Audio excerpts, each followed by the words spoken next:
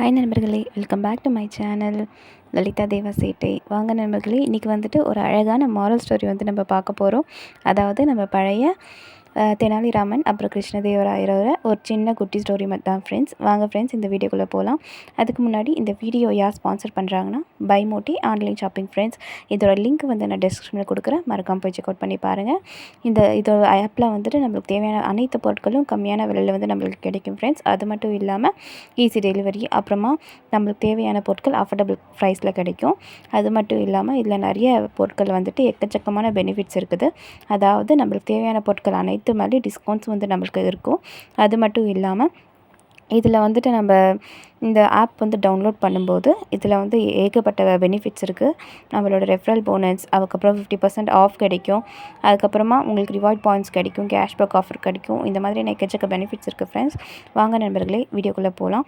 இதை வந்து நம்ம பார்க்க போகிற முதல் ஹீரோ வந்துட்டு தெனாலிராமன் தான். ஒரு ஊரில் தெனாலிராமனும் அந்த ஊரை ஆட்சி பண்ணுற கிருஷ்ணதேவராயரும் இருந்தாராம். கிருஷ்ணதேவராயர் வந்துட்டு ஒரு அழகான ஒரு தோட்டத்தில் வந்துட்டு கத்திரிக்காய் வந்துட்டு விளைஞ்சிருக்காரு. அதாவது அந்த கத்திரிக்காய் அவ்வளோ டேஸ்ட்டாக இருக்குமா. அதனால் அந்த கத்திரிக்காய் தோட்டத்துக்கே மிகப்பெரிய ஒரு நல்ல ஒரு பாதுகாப்பை வந்து போட்டிருந்தாங்க. அதாவது யாருமே உள்ளே நுழையாத மாதிரி. ஒரு நாள் வந்துட்டு நம்ம தெனாலிராமன் கூட கிருஷ்ணதேவராயர் உட்காந்து அந்த கத்திரிக்காய் சமைச்சு சாப்பிட்றாங்க. அந்த கத்திரிக்காய் வந்துட்டு நல்ல டேஸ்ட்டாக இருக்குது. அதை வந்துட்டு தெனாலிராமன் இது வந்து நம்ம வீட்டுக்கு எடுத்துகிட்டு போய் கண்டிப்பாக நம்ம சமைக்கணும்னு சொல்லிட்டு ஆசைப்படுறாரு. அதே மாதிரி சமைக்கலான்னு ஆசைப்பட்றாரு. அதே மாதிரி எடுத்துகிட்டு வந்து சமைச்சிட்டாங்க. அது அப்புறமா அவங்க பையனை விட்டு அவங்களுக்கு வந்து சாப்பிட பிடிக்கல. அதனால் மேலே தூங்கிட்டு இருக்கிற பையனை வந்து எழுப்பி தண்ணி தெளிச்சுட்டு எழுப்பி கூட்டிகிட்டு வந்து உட்கார வச்சு எல்லாருமே சாப்பிட்றாங்க. நல்லா டேஸ்ட்டாக இருக்குது அந்த கத்திரிக்காய்.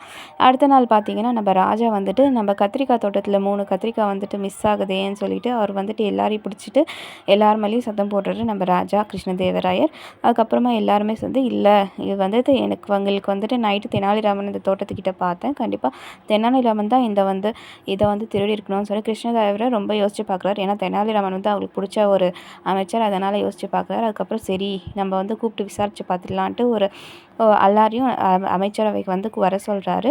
அந்த அமைச்சரவையில் வந்துட்டு தெனாலிராமன் அப்புறம் அவங்க ஃபேமிலி எல்லாரையும் கூப்பிட்டு வந்துட்டு தெனாலிராமனே நீங்கள் வந்துட்டு அந்த கத்திரிக்காய் திருடிங்களான்னு கேட்குறாங்க. இல்லை அரசே, நான் வந்து திருடலை, வேணால் நீங்கள் எங்கள் குடும்பத்தில் இருக்கிறவங்கள கேளுங்கன்றாங்க. அவங்க ஒய்ஃபை கேட்குறாங்க, அவங்க ஒய்ஃப் இல்லைன்றாங்க. அவங்க பையனை ஆமாம், நைட் வந்துட்டு மழை வந்துச்சு, நான் ட்ரெஸ் எல்லாம் மாற்றிட்டு நாங்கள் எல்லாருமே கத்திரிக்காய் சாப்பிட்டோன்னு சொன்னாங்க. அதில் வந்துட்டு எல்லாருமே சிரிச்சிட்டாங்க. நைட்டு மழையே வரலையே, இந்த பையன் என்ன ஏதோ கனவு கண்டுட்டு அதை சொல்கிறான்னு சொல்லிட்டு அப்படி சொல்கிறாங்க எல்லா ஊர்க்காரங்க எல்லாருமே. அப்புறம் தெனாலிராமனும் எல்லாருமே சிரிச்சுட்டு ஆமாம் இவங்க வந்துட்டு திருடலைன்னு சொல்லிட்டு தீர்ப்பு கொடுக்குறாங்க. இதுதான் ஃப்ரெண்ட்ஸ் இதோட குட்டி ஸ்டோரி.